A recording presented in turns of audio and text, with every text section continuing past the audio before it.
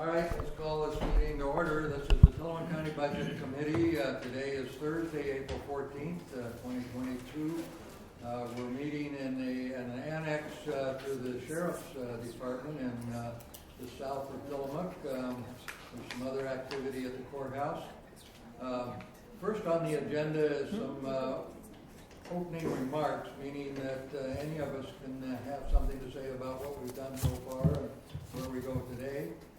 Today we're scheduled to hear from the museum, the Future Council, Economic Development, the visitor group, and after lunch we'll hear from Human Resources, the Treasurer, and then the TLT facilities.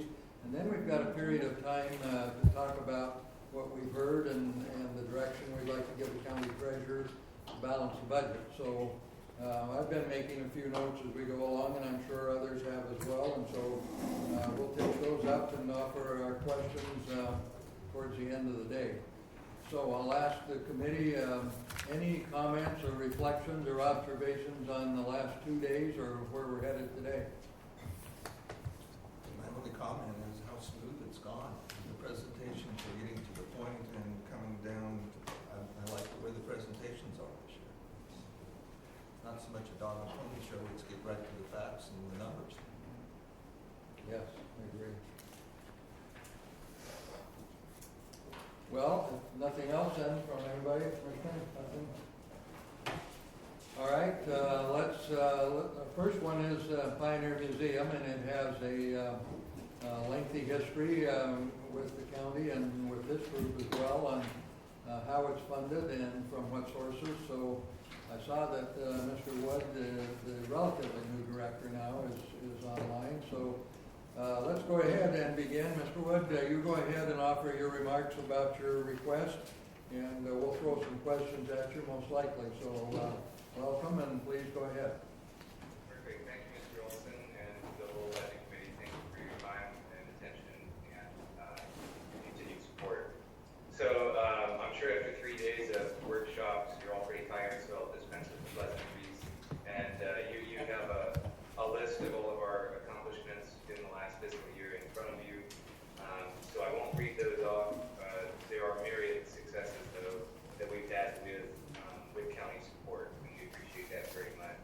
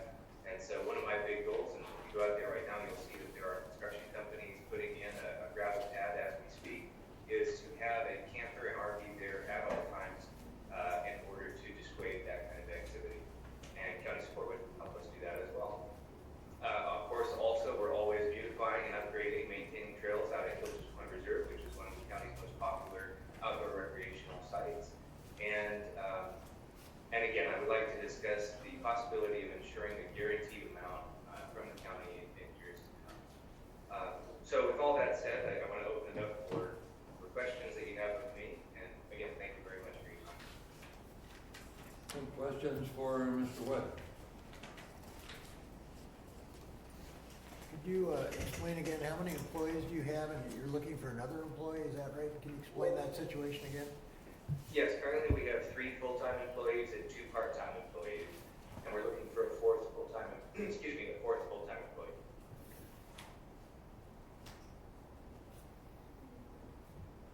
Is that contingent upon your increased ask of this committee?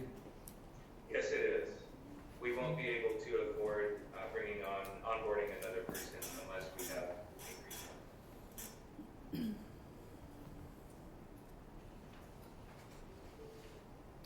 So, Mr. Chair, if I may, so as commissioners, we have not made a decision, obviously, but we did discuss in the board briefing a number of projects in the county that we would like to allocate TLT to on an annual basis. Projects that, such as the Pioneer Museum, that each year have to come back to us and ask for support, which puts them in a difficult position to really do any long-term planning, really do any long-term planning and really set a future course for the organization without some continued funding.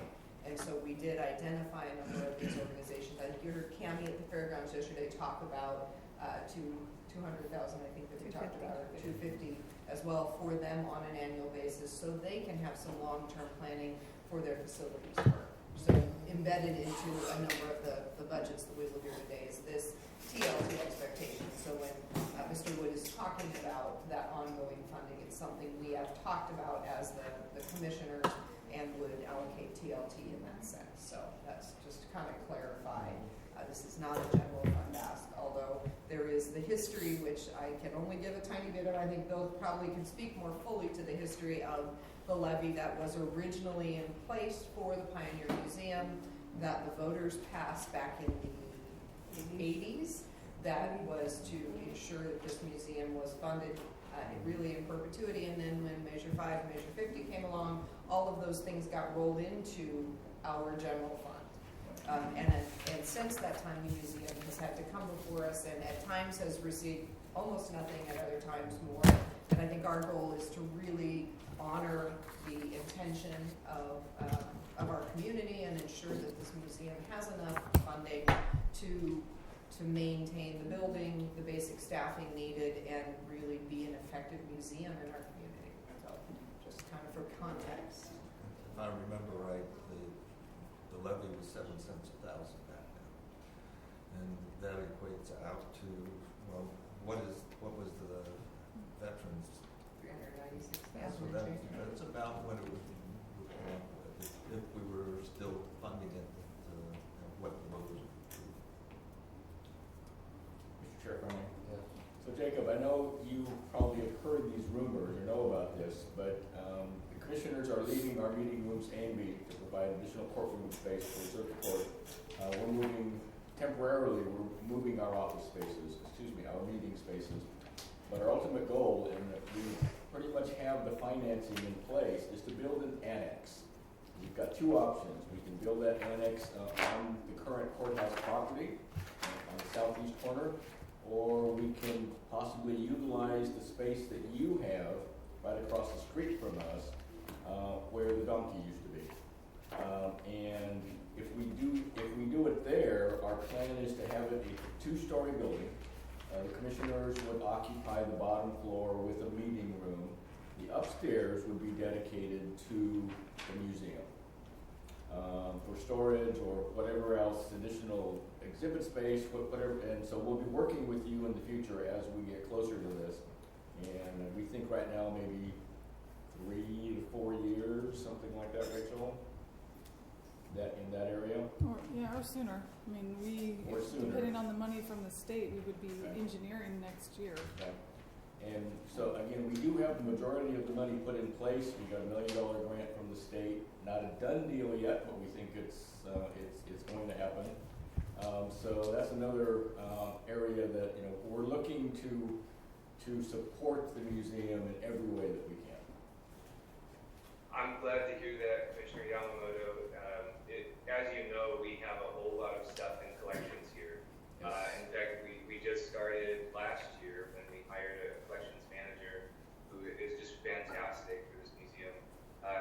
spearheaded a campaign to inventory, catalog, and digitize every collection record that we have in the museum.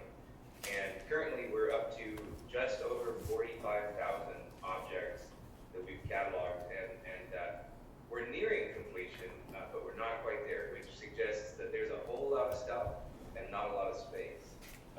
So to hear that there's a potential for some additional space, warms my heart, because a lot of it is not very well stored as it is. Good morning, Jacob. To Commissioner Yamamoto's point, what we're thinking of specifically with that is that your upcoming need for textile repository space. And we know that's serious, and there's a timeline, and so we are thinking of that. And so we'll be talking with you about that. I personally love the Rose Garden, but it might be able to be moved, and maybe that might be a great solution for us and for the museum. Can you tell us a little bit more about the third full-time position that you want to add? I'm wondering, so you have the assistant director / collections manager, and you and she are now doing exhibits and programs, correct? That's correct. So tell us what it's a big deal, obviously, to add another full-time employee, and we would want it to be sustainable. So tell us what you'll be able to do with an additional full-time position that you couldn't do otherwise, because you're getting by now. So what will change? Actually, I would say that we're not quite getting by as it stands, because if any of you have been over to the museum in the last 4 months, you would have seen that our temporary exhibit space was completely empty. From the Festival of Trees until April, we were unable to install anything just because of timing and staff hours. We literally don't have enough time in the day to work on all the projects that we have to work on over here. So I would actually say that we're not quite getting by. We're not fulfilling our mission to the best that we can be. So one thing that we'd be able to do is to continue to create high quality exhibits, temporary exhibits in that temporary exhibit space, and actually meet our deadlines to get them in, so that visitors aren't walking in and scratching their heads saying, what in the world is this supposed to be? There's nothing in the cases in this entrance. Is it a museum? And so that's the most basic baseline accomplishment that we would be able to get done if we had another employee here. On a bigger note, and arguably more important for locals, would be community involvement and educational outreach, which is written into our strategic goals and also into our mission. And we're not fulfilling that at all right now. I have a program that I'm working on with the Tillamook Early Learning Center for May, but even that is looking more and more challenging to get the curriculum developed and the program developed, when in addition to that, I'm doing all the duties of an executive director. So this is the chance for us to really get ingrained in the community, make ourselves visible, get more community support. And of course, with all of that comes more community involvement, and eventually, hopefully, the ability to leverage those county funds into increased community support as well. Because of course, it stands to reason that if we're more visible, people are more willing to invest in us, both fiscally and with their time and care. Thank you. Well, I remember back a few years, I've been on this committee now for some time, is the discussions that were held about how it was, and as Bill pointed out, there was a commitment made some years back, and then it blended into the county, and it kind of got lost. And every year then there was a spirited discussion about how would this committee and ultimately the county commission honor that will of the voters some years earlier. And it seemed like a battle that really didn't need to be fought, because the questions have been asked and answered in some fashion. So I'm glad to hear what Commissioner Starr said, that there are certain items now that will be funded as a matter of routine, simply based on history and availability of funds and all the criteria. I think it makes life a lot easier, more predictable, and particularly in these uncertain times of staffing. So I think that those are good things that are happening, and to the extent there's funding there, things go more smoothly. And Anybody who runs any kind of organization needs to look out 3 to 5 years, or you're really not capable of running an organization. Or you might be capable, but you're going to spend a lot more time on things you really shouldn't have to do. So that's my 2 cents on this. So I think it makes a great deal of sense to take this path forward, and it sounds like this position would be useful as well. And I guess the county will have to make a tough decision whether or not they take out your rose garden or not. That's for the commission. We're not gonna take it out, we might move it. Move it. So let me ask this kind of a related question. I'll ask the commissioners. If it goes onto the property of the courthouse, meaning across the street, would there still be room for additional storage on the second level, or would that be used for other purposes? It's not our plan at this point, because we would have, if we put it on the courthouse property, we would have additional expenses of making sure that there was access directly from the Board of Commissioners' offices and meeting space into the courthouse, and that gets a little more expensive. This is just the way that we've drawn up the plans over the years. And Rachel, you might speak to this a little clearer, since you're the one really working on this. Yeah, so this is just in concept based on a square footage price, and what our needs are at this point, and to some degree going into the future. And so what we're looking at that is affordable and attainable within our means right now is an annex on the south courthouse lawn for board meetings and Board of Commissioners offices, or a 2-story annex, that would be 1 story, or a 2-story annex on the Pioneer Museum lawn, with the top floor being supporting the Pioneer Museum and leveraging TLT dollars potentially, as you heard me talk about yesterday, or grants that the museum could secure. I've also been thinking about, as we're going through our seismic retrofit, maybe I'm going too far straight here, but as we're thinking about the seismic retrofit that we want to potentially do at the courthouse,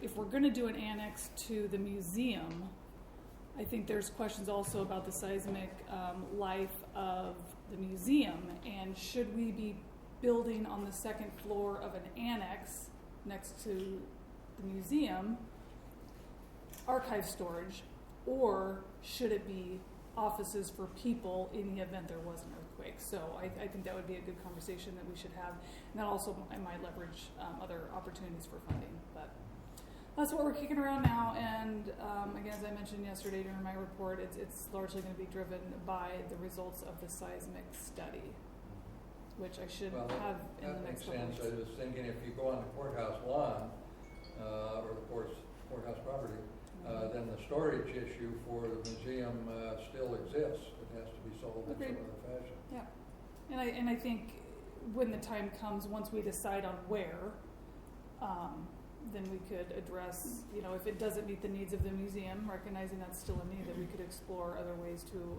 accomplish that. Okay, well, thank you. Maybe close Other this point. questions or comments for Mr. Wood? Okay, well, we'll discuss the particulars later today, since there's an ask that exceeds history. So thank you very much, and stick around. You might want to tune in this afternoon when we take up where the money goes. All right, thank you very much. Thanks, Jacob. Thank you, Jacob. Thanks, Jacob. Okay, let's see, we're a few minutes ahead of schedule. Do we have Rick and Jennifer on yet, or? Indeed, we do not, and they're not able to join us. So I just sent you all Jennifer's talking points. So since we're a few minutes ahead, do we want to just read them? If you're prepared to do that, Commissioner, why don't you do that?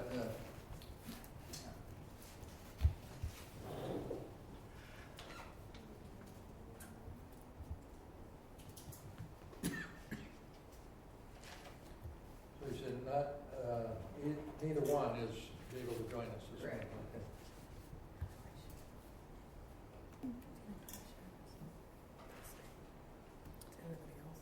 Yeah, go back to Teams. If you hit share screen, that'll give you that option. I think if you just do screen, And then when you minimize too, and then bring up yours, it should show. And then I'll tell you if I can see it. So do screen. Or do screen. Yeah. You have to actually like click it. Click on the, this. No. What I just sent, I sent one there. I sent Okay, one so. out. Here it is, got it. Yeah, there you go. I didn't bring it up, it should be either on the Teams or it's up there. Oh, too. On the screen too. Excellent, okay.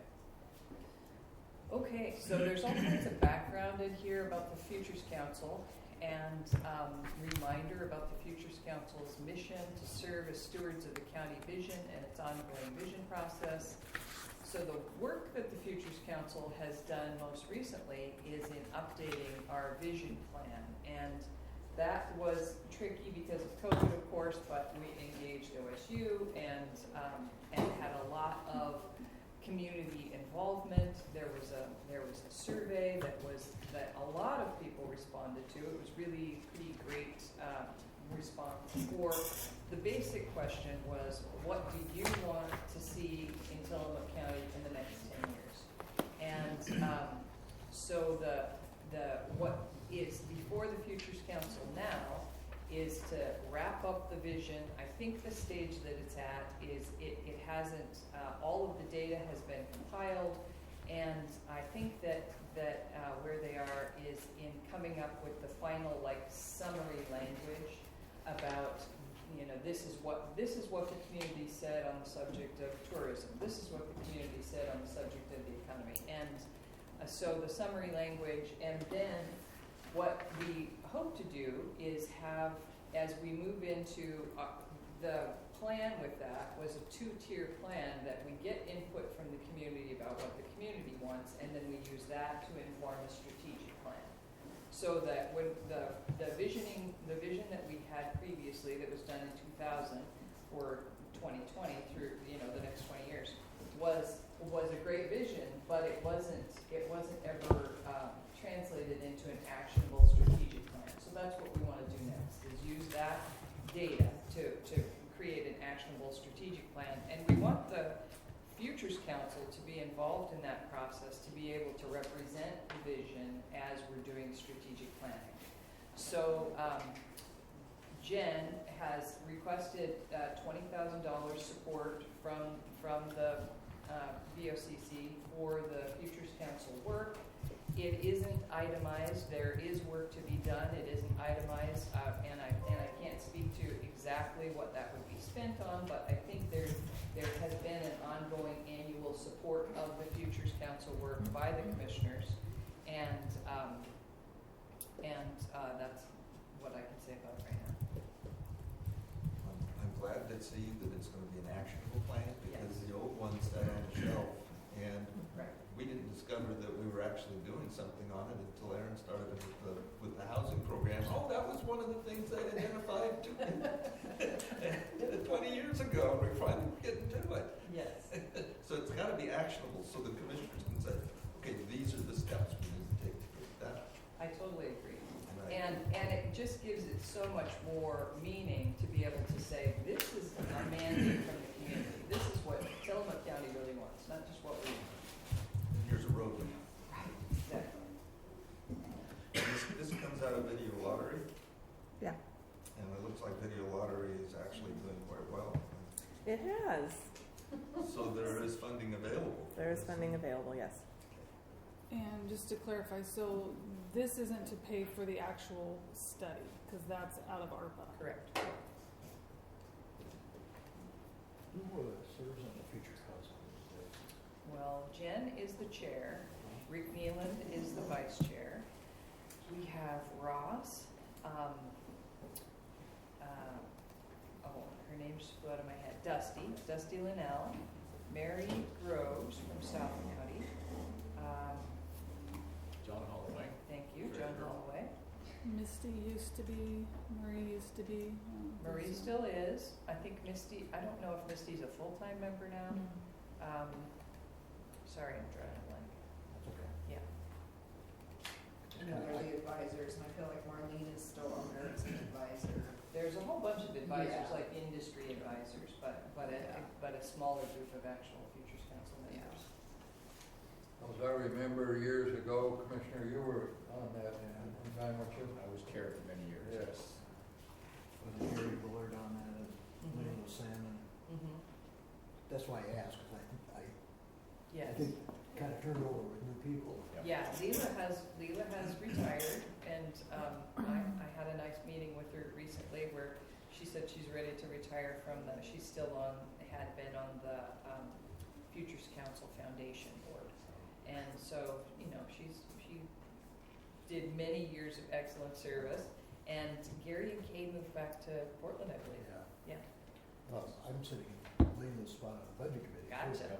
Well, Yeah. she just recently turned, I think, 93, so Yes. she's done a lot of work. Yes, she has. in the community, and I think she's been done. amazing.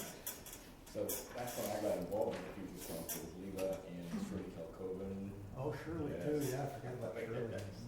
Well, Shirley kind of instigated the concept, didn't she? When it first started. Shirley, yes. She was great. Yes, unbelievable. So, is there a way that a portion of this funding, a majority should come from lottery funds, is there a way that we can fund a portion of this through TLT? When you read the work that they've done in the past, there's a lot about tourists, so if we can fund it 2/3, 1/3, or 3/4, 1/4, that would be great. That would allow us additional funding out of our lottery dollars if we needed it. Just a thought. That would be an adjourned question. I think if the strategic plan is specifically talking about tourism, you could. How you prorate that, we would have to ask the consultant. So. Okay. If you can look into that, that would be great. But, yeah, this funding is important, so we need to do it no matter where it comes from. Yeah, I agree. Just remember, TLT funds aren't unlimited also. There is a point where they're gonna be gone. And I don't know if you saw my unallocated balance of 500,000, but it's spent. It's spent. Just keep that in mind. Thank you. Mm-hmm. I don't think you would be talking about a lot of money here, but Agreed. No. Agreed. No, because their ask is only 20,000, so it's not a huge amount, Yeah. but I think it would be TLT harder funds.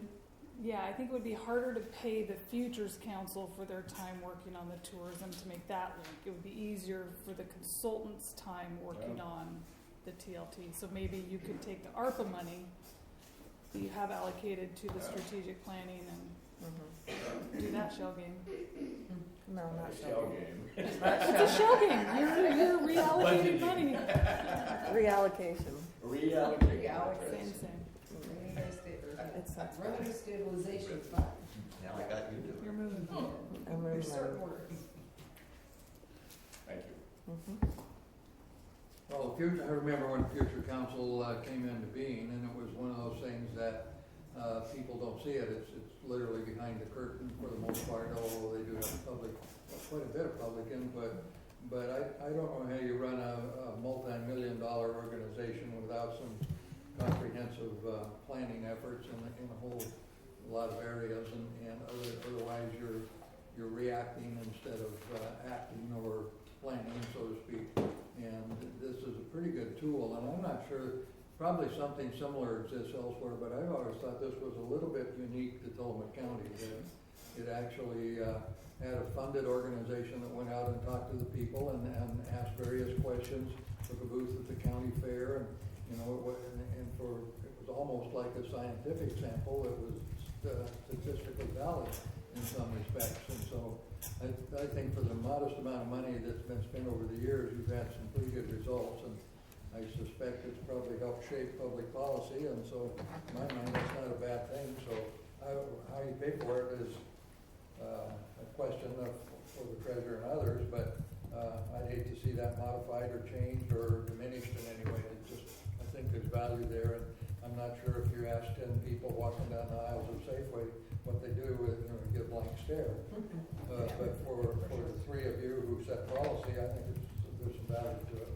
There was a huge value to it when we were looking with the TLT and going to the community for the updates on how to spend TLT. That's when the value really blossomed. Whoa, we've got untapped potential here that we really need to tap into more. I agree. We use that all the time. Civic City, you can walk into the Sportsman's Pub and get all the input you want on most any subject. So I'm not quite sure it's statistically valid. Well, you could go in, let's start a discussion on futures councils. Sporty? Let's move on. Are there any questions, Anna, on this particular ask? I believe it's just an extension of what's been going on year after year after year. Yeah, their ask has been anywhere from 10 to 20,000 per year Yes. since I've been attending these. All right, well, in that case then, thank you, Commissioner Bell, for filling in and speaking to their requests. So now, let's see, we're a little bit ahead here, which may be a good thing, but somewhere we'll get bogged down as usual, I'm sure. So how about EDC? Is Terry Cooper on yet? Unless she's on the phone, I don't see her yet. And she was going to be remotely or virtual. She wasn't feeling well this morning. She was not feeling well this morning, so she was going to be virtual. Send her a message and ask if she can check in sooner. Could we do this? Early. Could we jump ahead, and Sean, could we take you out of order and talk about the treasurer's budget now? Sure. And then that'll backfill, and then maybe in the next few minutes, we can get the others online or lined up, and you'll text somebody and see, give my thinking. Well, let's go over to the treasurer then, and see if we can work her over somehow. Wow, this will be fun. Oh, yeah. So last year, I had requested, and it was placed into contingency, was possibly moving from 4 FTEs to 5. We did bring Rockstar on in October of last year, and she's proven her weight in gold. I had one retirement in January, and with improved process flows within our department, efficiencies that we're looking at again and again, we've opted to continue with 4 full-time employees at this time. I'm not asking to put the funds in contingency. We've been able to take our Dinosaur software system and import a lot of the information, which cuts down on a lot of the manual typing or manual entering of the information. We've also implemented ADP software for our payroll processing, which has freed up some time to be able to, that person picks some other things up. It's still a work in progress, but I've heard compliments from employees. They really appreciate being able to look at real-time balances, their leave balances. They can go in and change their deductions. They can go in and update their IRS information, their W-2 information, or direct deposit information. Very well received on that end, not having to wait till the end of the month to find out, do I have any leave available?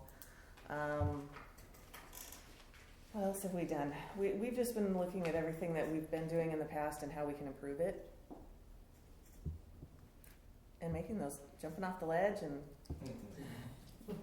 dragging people kicking and screaming to try and make those improvements. We've got a couple others we're still looking at, and hopefully that will eliminate a lot of manual entry within the office.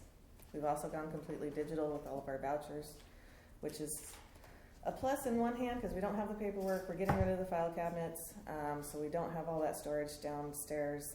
Won't have the shredding that we're going to have to do. But if something were to happen and we didn't have access to those documents, that would also makes me a little nervous, but we've got a couple backups in place. Sure, I have to say, the change in the treasurer's office since Sean took over is unbelievable. The things that they've done with technology and the improvements made, we're not at cutting edge yet, but we're really made solid improvements. I really have been impressed with that office. I did retain, we haven't been able to implement it this year. We had requested $50,000 last year, and I've included it this year to have outside service come in and look and see what our needs are going forward, what improvements we can make, if this is if our current software is going to continue with us, or if there's something we need to look at. So that's probably my biggest request in there. And it's just kind of rolling over because we haven't had time to go out for it this year. It's been a little hectic. Mr. Chair, if I may. So, yeah, I've had conversations with Sean, and I'm concerned about her not refilling that position. She assures me that Treasurer's Office is working at peak efficiency, and I know they are. And like Bill, I have seen a big change in the Treasurer's Office, and I appreciate it so much. And it's because of Sean. I do remember, however, my first year, and we were in kind of a budget crunch, and we were talking about, how we reduce personnel and all. Sarah Absher in Community Development stepped up and voluntarily said, yeah, let's just not replace some people, let's keep our budgets down. That came back to bite us, because as things went on, community development got busier and busier and busier. But I know you're watching things very carefully, and this is what I tell Sarah Absher also, that, let's make sure that you've got the personnel to do what you're doing. And I appreciate very much you offering to keep things as slim as possible. But we need to make sure that those two departments, your department, community development, all of our departments are extremely important. This is how we do business. This is how we conduct the business of the county. But we also can't get to the point where people are being overworked and not appreciating the job they're doing, and we just need to be careful. And I know you will, Sean, but I appreciate what you're doing down there. You're doing a great job. But let's just watch things, and if we need additional people, you need to add that person back, and we can talk about that at any time. If I get to that point, I will. I have a rock star staff with Deborah Jacob, my chief deputy, Suzanne Barstad, payroll specialist, and Marcia Hogendijk, she came in and did the accounts receivable when I had a retiree with Diane. Unfortunately, lost her. Was able to combine those two with the process flows that Deborah's been able to implement, and so we had several discussions about replacing, and I know Deborah's online if she wants to speak up, which I know she probably just said no. But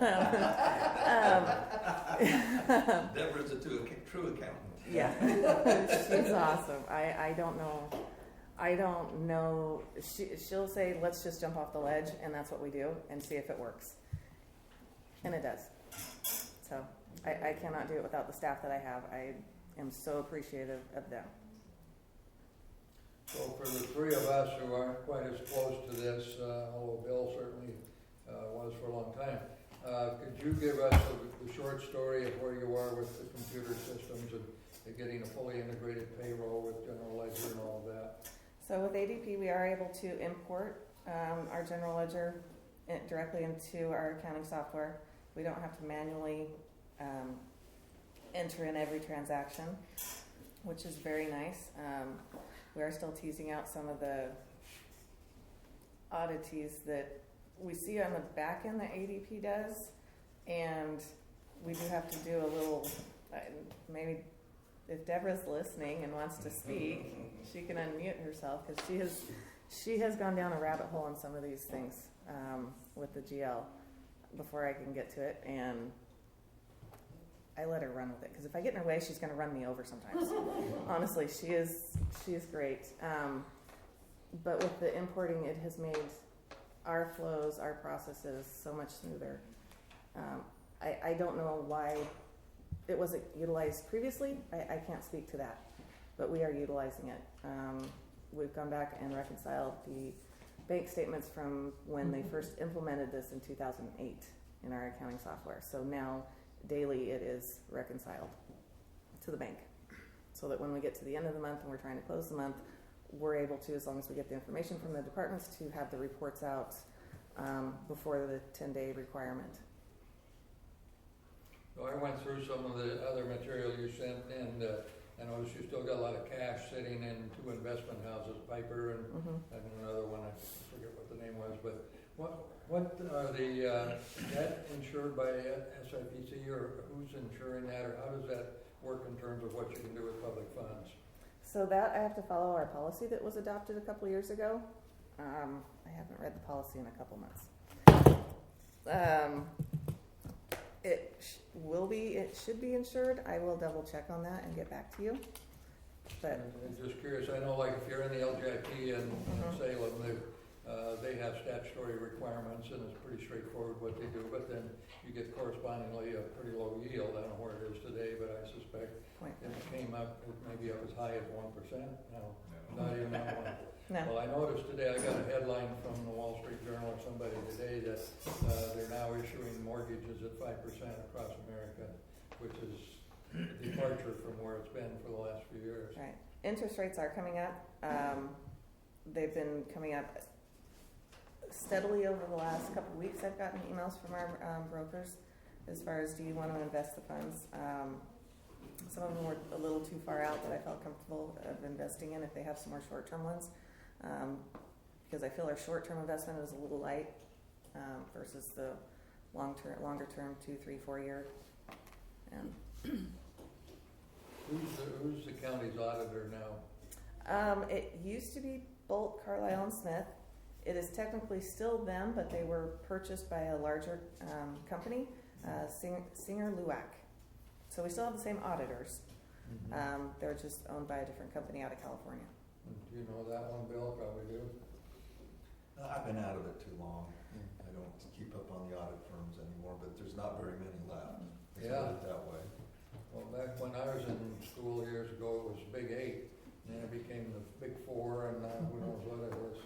They ran the small guys out of business. Yeah. We used to do audits, but they got us onerous, and in reality, the products we were putting out as an audit report didn't relate to what people could read or understand. And I said, well, why are we doing this if people can't use it, other than saying that the records are accurate, but the council don't even say that anymore in their audit report. So we got out of it, unfortunately, kind of, because our little $4,000 fee is now $50,000 or $60,000. You didn't have to do too many audits to be pretty rich. Yeah, I guess so. No, and I guess when they got bought out, this company was bringing in government auditors. They didn't necessarily have a huge amount that did the government piece, so I guess that's one reason why they purchased Bolt, Carlisle, and Smith. But we do still have Brad.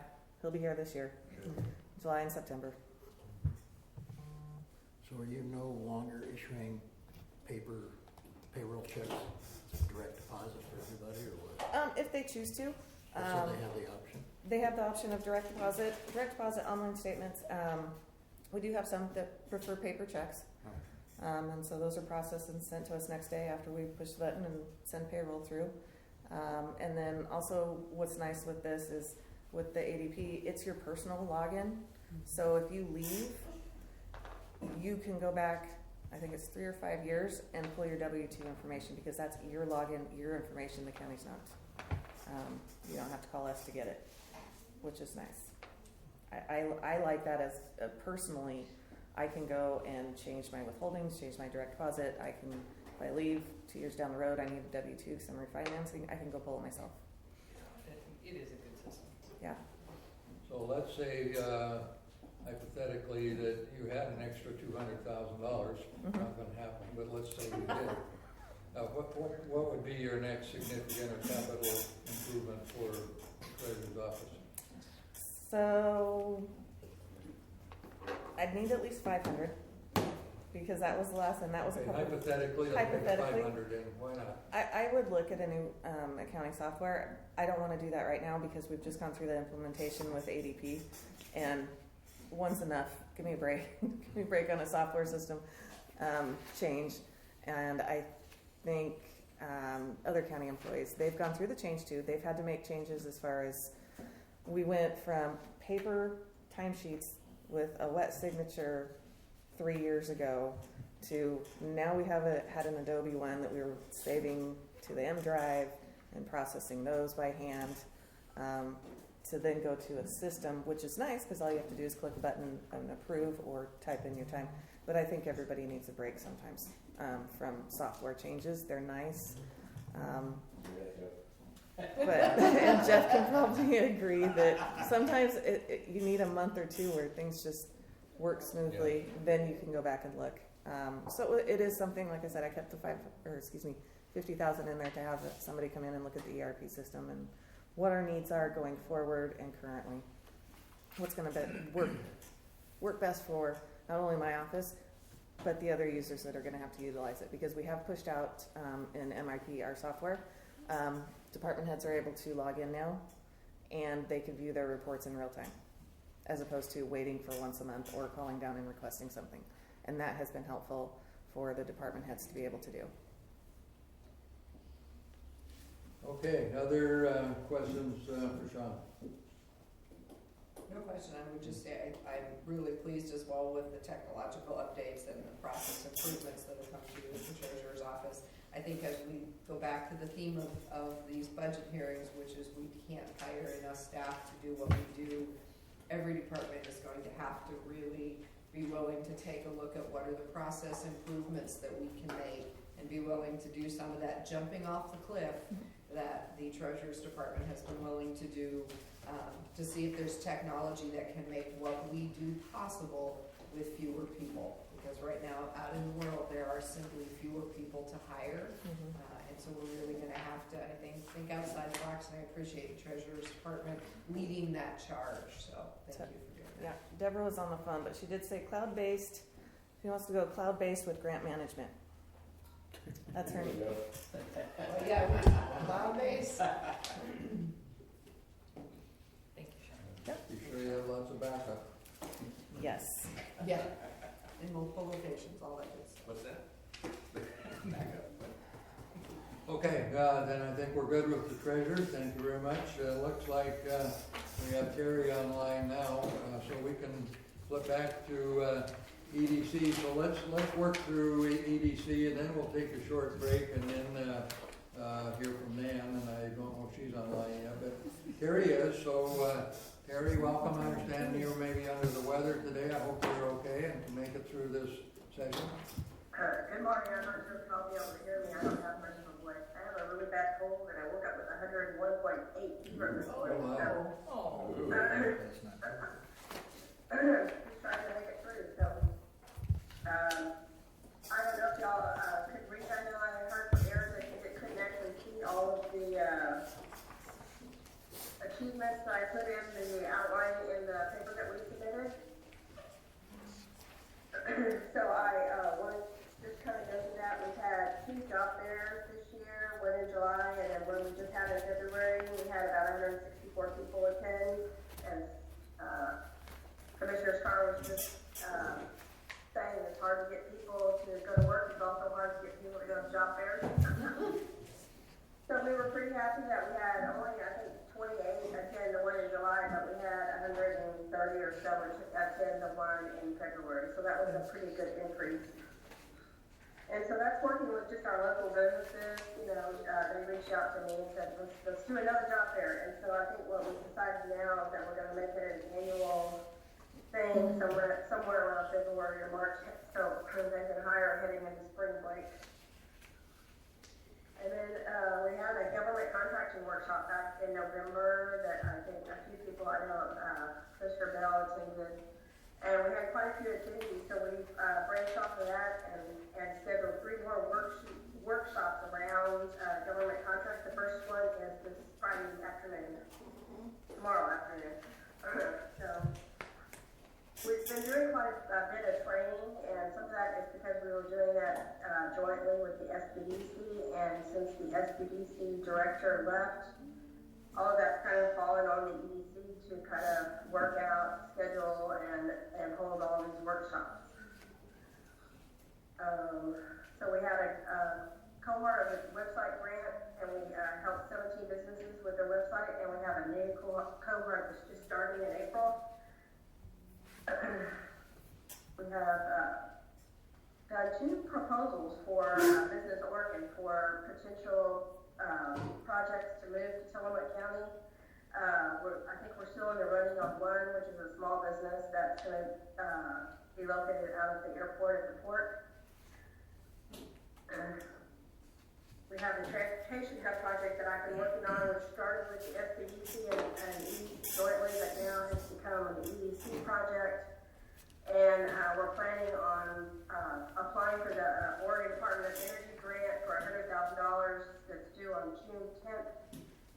get the first phase of planning done for the charging station that will be located out at the port. So it's an electric vehicles charging station, but it's not actually for, you could charge a car, but it's actually meant to be more for larger vehicles, trucks, vans, that type of stuff. So as businesses, start using those types of vehicles to move goods around, they should be able to go out to the port and charge. We still have the mayor's and managers meeting. We haven't had it in a couple of months, but I've been trying to do it once a quarter. We rerouted some money and put in some scholarships for the TVCC CNA training that they're starting in June. So we have enough funding there to pay for 7 students to go through that CNA training. We're working on some skilled trades training. When we've been having these job fairs, we've been talking to a lot of the businesses, and they've been saying it would be nice to be able to get out and reach the kids that are in middle school age to maybe, early high school, to let them see what kind of jobs that could be here in the county and what kind of training they would need to do that. So we're going to work on our first career, not a job fair, but a career fair. I'm not exactly sure when we're going to schedule it, but it'll probably be in the fall. And we've had one new enterprise zone application submitted and approved. That's just kind of an overview of what we've been working on, and then I wanted to move on. If there are any questions on those, I wanted to move on to this prioritizing for next year. Any questions for Terry on her remarks so far? No, I appreciate the update. Thank you, Terry. It was very tiny and difficult in our application, so I appreciate you going through it for us. That was great. Yeah. So I think the first priority for next year, which is always a priority, that's kind of the same, was to meet with local business and learn about what issues they have and concerns they have to help them keep them expanding and operating successfully. That's something that's always on the top of our priority list. And we've been producing a business spotlight that we put on our website and out on social media, and we'll continue to do that once a quarter. And then when I was doing all these proposals for Business Oregon, I realized that we didn't really have any fancy maps or any kind of marketing materials about Tillamook County, that we could normally use in these proposals. So I've been working with getting some of that done and developed, and so we can just, when we need to use them, whoever needs to use them, we can use them. We can put them on our website. The county can put them on their website, whatever, just showing, highlights around the county, where things are located, that kind of thing. I am still working on the business license project. I was told by Joel Stevens that I needed to develop the ordinance, so I have done up a draft ordinance, and it's now in the hands of Joel Stevens and Bill Sargent, and they are reviewing it. As soon as I get it back from them, then I'll be scheduling a time to meet with the commissioners to go over that ordinance and see how they want, if they want to talk about how we should set the fees and that kind of a thing.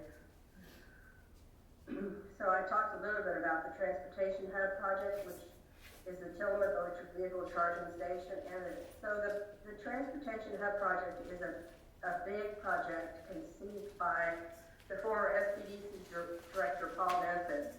And since he left, it kind of got dropped up on me. So I decided that it was such a huge project that I would break it into smaller pieces. So like I said, the first piece is to get the actual charging station put in out at the port. And we're hoping to get a planning grant to do that. And then after we could get that moving, then we'll be looking for future grant money to get the actual electric vehicles and the software that allows the coordination of the routes for the vehicles. So the project really is helping our small food, farm, seafood producers move food around through the county and then over to the valley using electric vehicles. So the producers and everything would subscribe to the project, and we would have software that would map out the route and could tell them where the vehicles were at any point in time.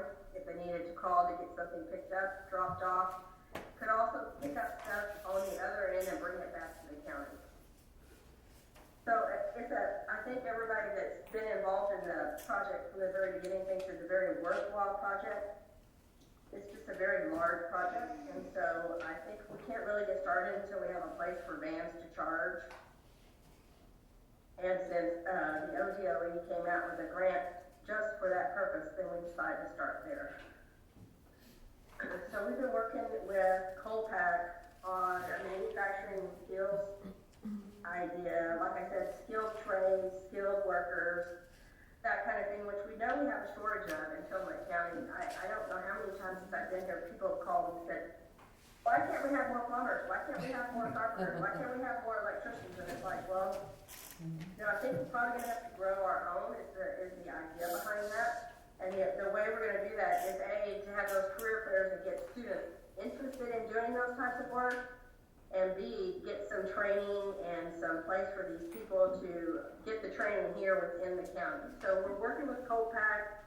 It could, you know, they have the OMIC Center in Columbia County, but there's been some talk about opening a manufacturing skilled trade center here in Tillamook County, just in the very beginning stages. That is something that we would see as a priority for Tillamook County. And then just miscellaneous things, we'll have another job fair. I had a meeting last week with Columbia Bank and Umpqua Bank and the interim SPDC director, and we talked a lot about right now the biggest need that most businesses have is funding, right? They have a hard time getting funding. We have the EDC revolving loan fund, which we can loan money to businesses, but some of the startup businesses that makes it a little bit harder to get them financed. So we're working on the idea of, like Mercy Corp does with an IDA, kind of an idea where if a person that wants to start a business comes in and they need money, they go through a process, like say a 12-month process, and they get training on how to write their business plan. They get all kinds of training from the SBDC. But they're putting some money into an account every month, and then we're getting we're gonna apply for some grant money to match that money that they put in there. So let's say for over the year's time they say $3,000, and we would match the $3,000. And if they finish the program, then at the end they would have that $6,000 to go out and start their business. Plus, if they go through the program, they're more likely to qualify for a loan if they need a loan from the EDC, because we've been working with them through that process. So that makes it a little bit easier. So I've reached out to a couple of people to see if we could get grant funding for the project, and I just started working on it last week. Mayors and mayors meetings will continue. I have an idea to do an annual survey with all of our businesses, or maybe a semi-annual survey to see how things are going, and maybe to develop some listening sessions around that. And again, the possible career fair and tying, I've been working again with the Tillamook Works group to see if we can't increase the amount of kids that could go into internships with some of our businesses around town to kind of learn what's out there and hopefully increase the numbers that want to stay here, work here, that kind of thing. I think that's all the things I have on my list. Questions for Terry? Bill? Terry, how many staff people do you have? You seem to be awfully busy. I am a 1.5 staff person, except my half person just left, so I'm a 1 person until I hire a half person. So I am busy, but busy is good. Some of these projects that are bigger projects, I'm hoping to hire some project type people to manage those, not actually maybe employee, just contract type stuff where they don't necessarily work from here, but they might work from home or something so they can manage the project. So I see you're asking for $10,000 more from the county this year than last year. Is that going to be sufficient to get the staffing we need? Yeah, the half-time person that just left, we were moving her from being the front desk person to the project coordinator position.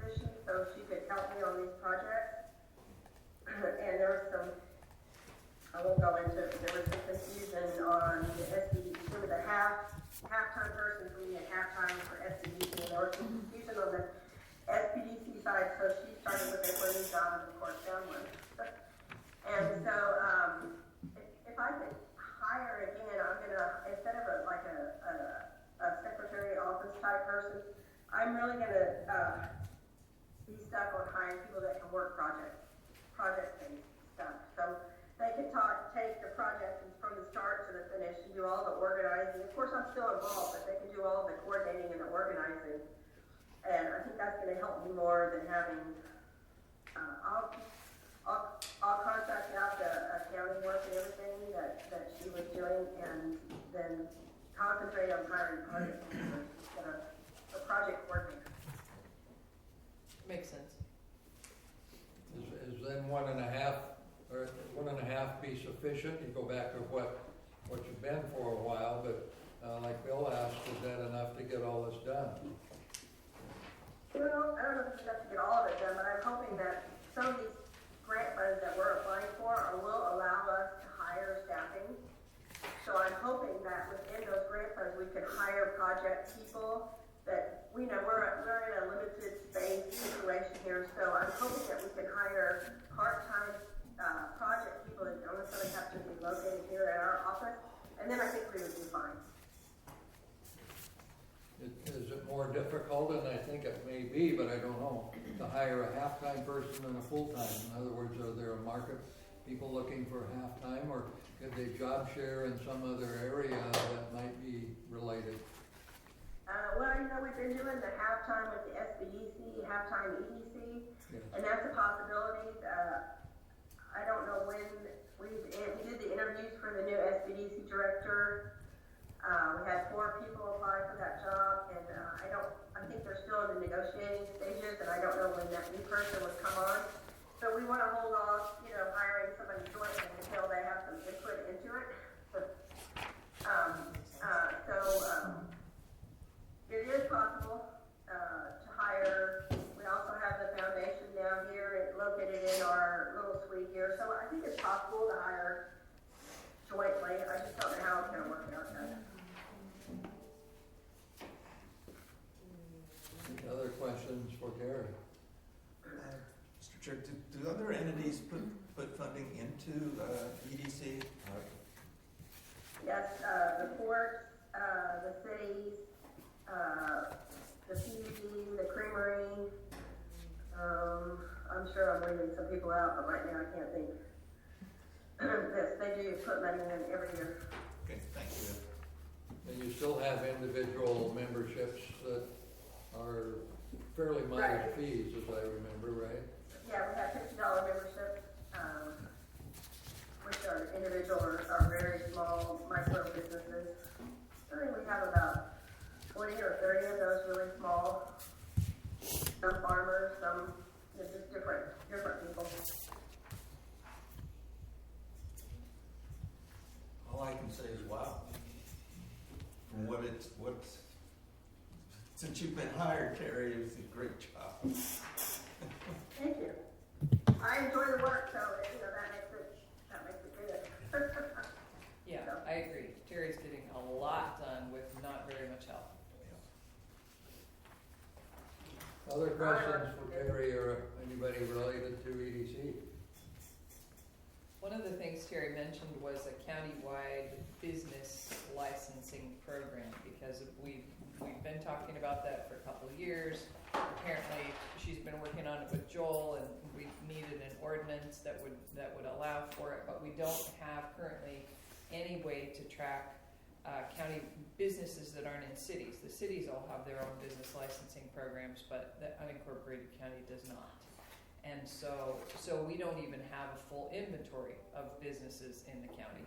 And so it would be very helpful. It would have been very helpful when we were working with all of the COVID relief for businesses, because we didn't even have a comprehensive list of businesses.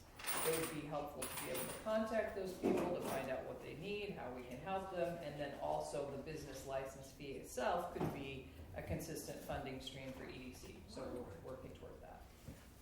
We talked about that back when I was commissioner, and COVID did really shine a light on how badly we needed to be able to contact the businesses with time, the only caveat I'll put is if you're gonna pass a license fee, you better figure out how you're gonna enforce it. Because that, we see that you're only gonna get maybe 10% if you don't enforce it. Yeah, that's true. I'll tell you, our chamber down south gets, 2, 3, 4 calls a month sometimes inquiring, if you want to set up a business, where do we get our business license? How do we do that? And they tell them, well, there is no business license requirements. You can do what you need to do with the Secretary of State and set up your company and your DBA and all that. But you don't have to go up to Tillamook and take out a business license. You can hang out your shingle, so to speak, and open your door. And so, we're an anomaly among a lot of jurisdictions, and there would be some pushback. But as Bill said, if you're going to impose that, you better have a way to insist that it's fair and spread equally and enforceable. Otherwise, some people will thumb their nose at the county. Well, they do that anyway. It's unusual, I guess, is what I'm saying, that to not have something that, particularly in, we're a rural area, but I consider us semi-rural because you can be in a large urban area in an hour. So, where you're licensed to death, I guess. But anyway, what it's worth, if you were to continue that discussion, I don't know that it would be terribly objectionable to most people because they expect it. I agree. And Sarah Absher has stories about businesses that have gotten in big trouble because there isn't a license, and so they just launched without knowing what was actually allowed. And so there have been people who've moved forward and then had to back up and couldn't do what they thought they could do because there wasn't a program to guide them. For example, some of you know Pacific City enjoys the presence of a camel riding vendor in the residential area.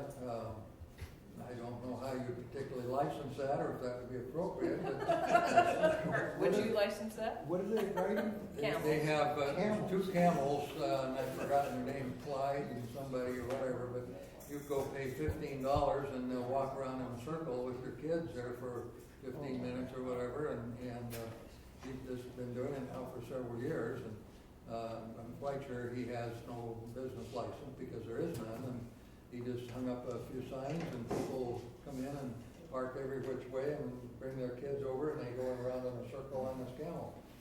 And it's literally next to residential homes.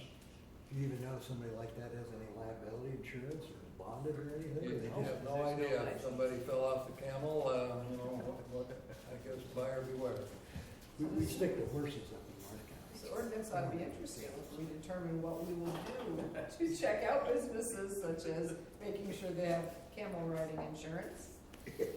That's a good example because I've gotten a lot of calls from OPRD asking how we can help them with a certain business that has horses that never cleans up after their horse That's mess.